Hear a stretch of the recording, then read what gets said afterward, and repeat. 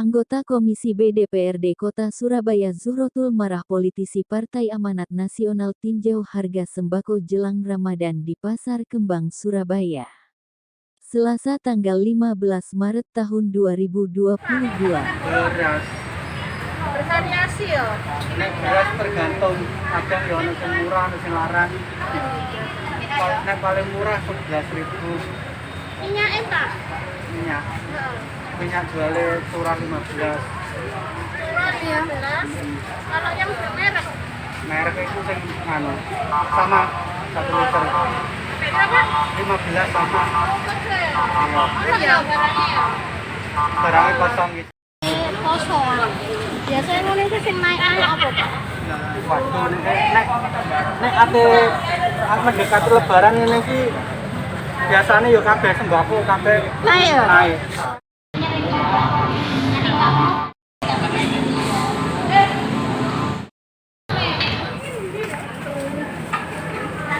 Nek gula, Bu. Gula saya juga ngecer kok, enggak saksakan namanya. Piro gula? Aku ngambil cuma 5 kilo tadi cuma. Berarti sampean dodole 14 ya? Oh, nek minyak curah ini ki? Minyak curah saya dapat harga 15. Berarti dodole 16. Ya. 12.000 Bu. Kalau kan alit tadi tambahkan tumbas katakan. Usai tinjau harga sembako, media Lensa Parlemen menemui pedagang sembako Pasar Kembang dan Zuhrotul anggota Komisi B DPRD Kota Surabaya. Jelang Ramadan ini Ya, betul. kenaikan dari harga sembako ini, Bu. Kalau saya Pak ya tiap tahun mau Ramadan tuh buat saya loh ya itu sudah biasa. Naik itu sudah biasa. Tapi bagi pembeli saya sendiri tidak tahu. Kan beda-beda. Ada yang merasa sudah wajar Bu, ada gitu ya. Ada yang lo kok naik. Kalau buat saya pedagang mesti gini tiap tahun. Mesti naik itu mesti gula, minyak, apa itu mesti gitu. Ya enggak tahu. Memang setiap tahun gitu kok. Tapi naik semua ya, Bu ya, untuk harga sembako. Iya, pandemi enggak pandemi itu memang setiap tahunnya naik. Harapan Ibu terhadap harga sembako ini, Bu?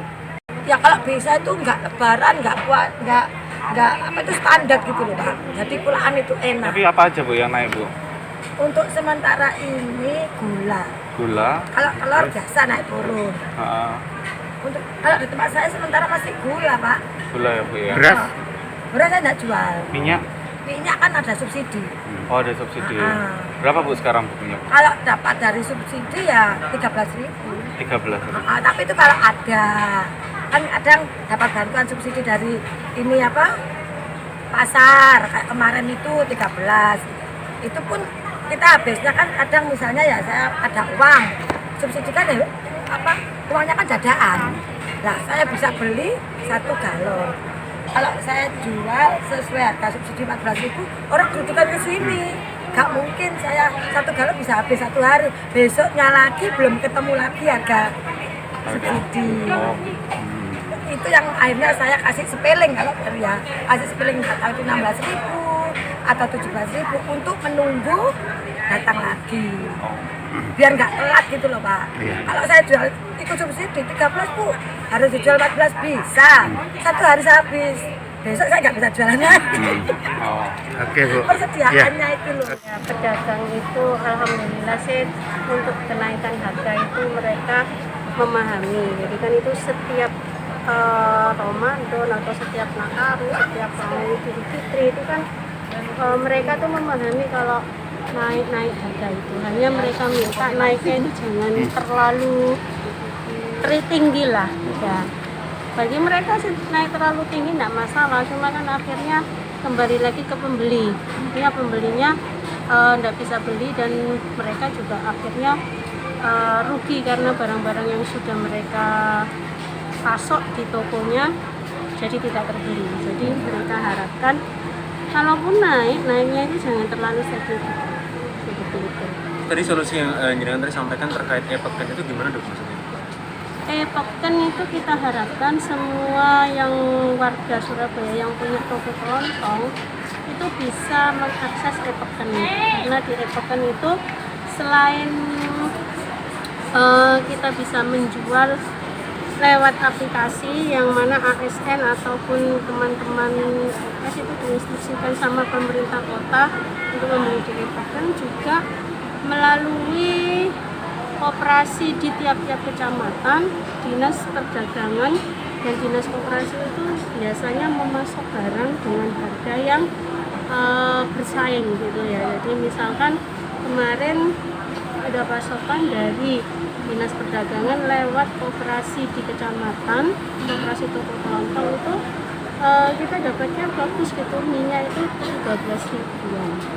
Jadi di pasaran akhirnya kita juga bisa menjual sekitar 14.000. Jadi dengan masuk e-pekan, selain bisa menjual lewat aplikasi online, juga bisa mendapatkan barang-barang yang harga kompetitif. Saya sih berharap di tiap-tiap RT itu paling tidak ada 1 atau 2 toko kelontong yang bergabung dengan e-pekan. Nah nanti kalau misalnya pemerintah kota itu di kemudian hari mungkin punya kayak semacam blok ya, yang dia itu bisa menampung barang-barang yang sekiranya pada saat Nataru, pada saat Lebaran, pada saat Ramadan itu kan dipastikan naik. Nah sebelum harga-harga naik itu bisa jadi pemerintah kota itu melalui Disperindak bisa meminta untuk para distributor untuk kayak barang itu diakeno, nah ditaruh di gudang. Nah kemudian kan sekarang itu terus pemerintah kota sudah punya koperasi di tingkat kecamatan ya, jadi e-pekan itu setiap yang ingin e-pekan kan harus masuk di koperasi tingkat kecamatan. Nah barang-barang yang sudah dipasok oleh pemerintah kota, dalam hal ini bukan pemerintah kotanya ya, tapi kerjasama mungkin dengan distributor, nah itu bisa memberikan barang murah, barang dengan harga kompetitif ke koperasi di tiap kecamatan. Nah di tiap kecamatan itu akhirnya bisa memasok barang di tingkat anggotanya yang di masing-masing RT, sehingga harga itu tidak bisa dipermainkan. Beberapa para pedagang sembako yang ditemui media Lensa Parlemen juga mengatakan sudah jadi kebiasaan setiap tahun apabila mendekati bulan Ramadan beberapa harga bahan sembako pasti mengalami kenaikan. Para pedagang sembako juga berharap kepada pemerintah untuk benar-benar bisa memperhatikan kondisi harga sembako. Diberitakan oleh Nur Afni, reporter Bambang Lensa Parlemen.